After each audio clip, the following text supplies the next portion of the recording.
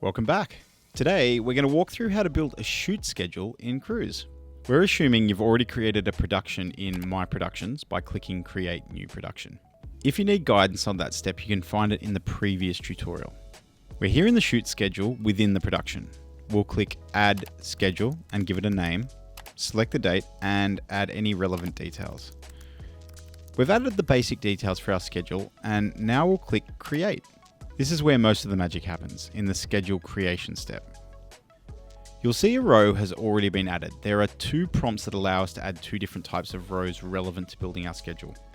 First, there's the banner. Now, the banner serves as a major milestone or marker in the day, something that may not necessarily be a scene or a shot, but is still important to plan for.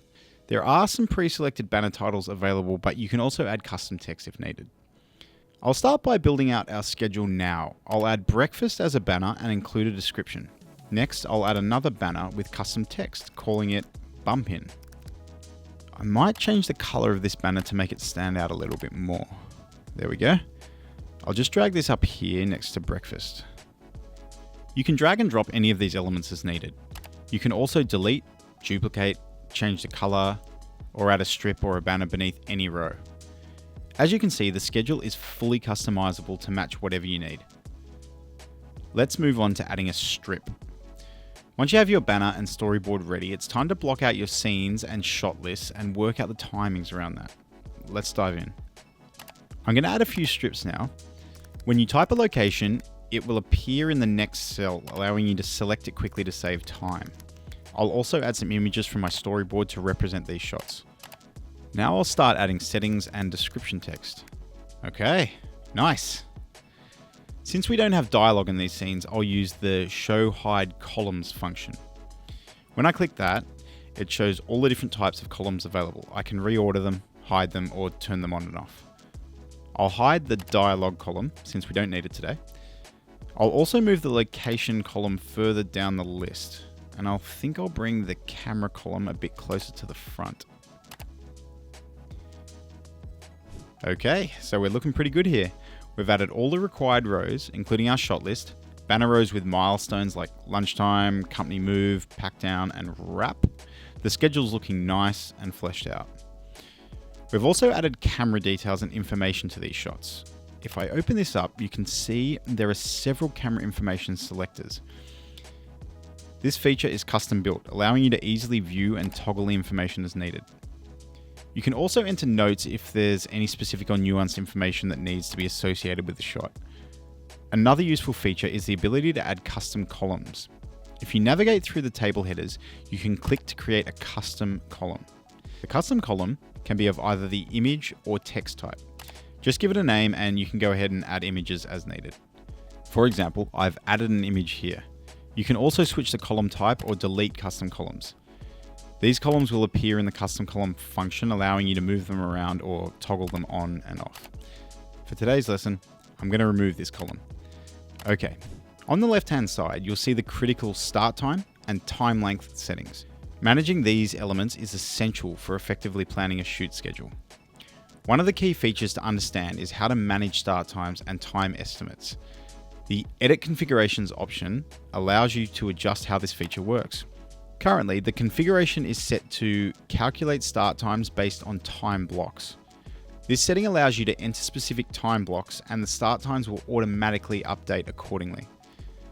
This feature also works when moving rows around. It'll recalculate start times based on the updated time blocks. If you switch to the Calculate Time based on start times mode, you set start times manually and the time blocks are automatically calculated. When you move rows, the time block will adjust accordingly, always staying anchored to the start time. Let me show you how this works. The start time is currently 6:30 AM with a 1-hour time block. If I change this to 3 hours, the next start time updates to 9:30 AM.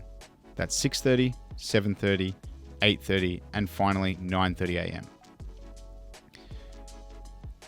If I drag this row around, the schedule will automatically readjust. For example, a 2.5 hour block starting at 6:30 AM would shift breakfast to 9 AM. Then, with a 3-hour block following breakfast, the next shot would start at 12 PM. If you don't want automatic time calculations or start times, you can switch to manual mode. This mode requires you to manually adjust both the start time and the time block as needed. The manual setting is the default when you create a new schedule, so you may want to adjust this setting to fit your specific needs. Alright, we've adjusted our times and fully fleshed out our schedule. You can see on the right side that we've mirrored different columns and cell types. We've already covered the camera cell type, where you can select all relevant camera information for each shot. We also have columns for settings and description, dialogue, props, and wardrobe. There's also support for day-night indicators, script page references, and space for any additional notes you might need. As mentioned earlier, you also have the option to add custom columns, whether they are text or image types. You can rename, hide, and rearrange these columns as needed. We designed this tool to be incredibly flexible because we understand that everyone works differently and every shoot has unique needs and requirements. The goal is to allow you to customize your schedule to your heart's content. Okay, we've completed building our call sheet. At the bottom, you'll see the N bar, which displays the wrap time, total time for the day, which comes to 10 hours, and the total schedule.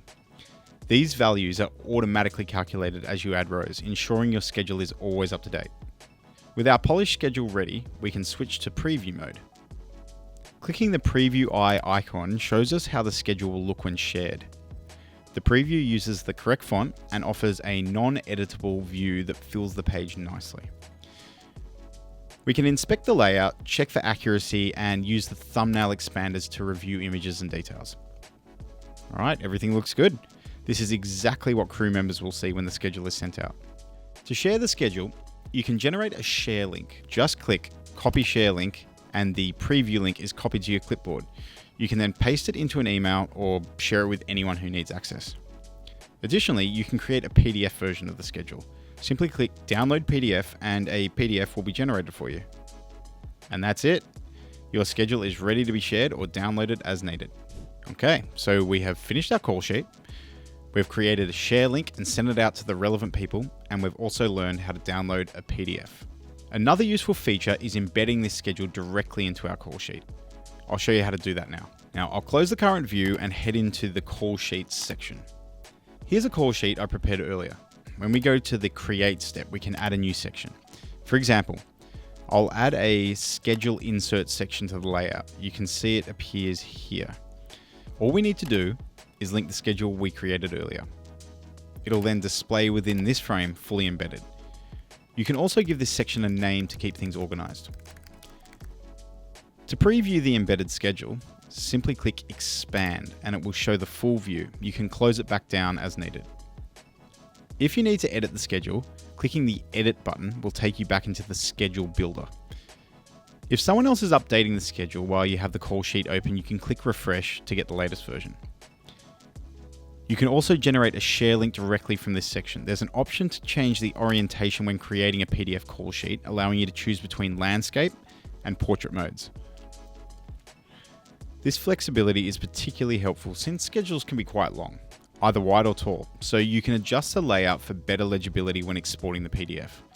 When you switch to preview mode in the call sheet, you can see exactly how it will look. In web view, it'll appear as shown, and if someone clicks download PDF, it'll generate a call sheet with the schedule embedded inside. Okay, that's a wrap on Schedule Builder in Cruise. Next, follow along on our call sheets tutorial. If you haven't already, please sign up to Cruise today to discover a better way of working.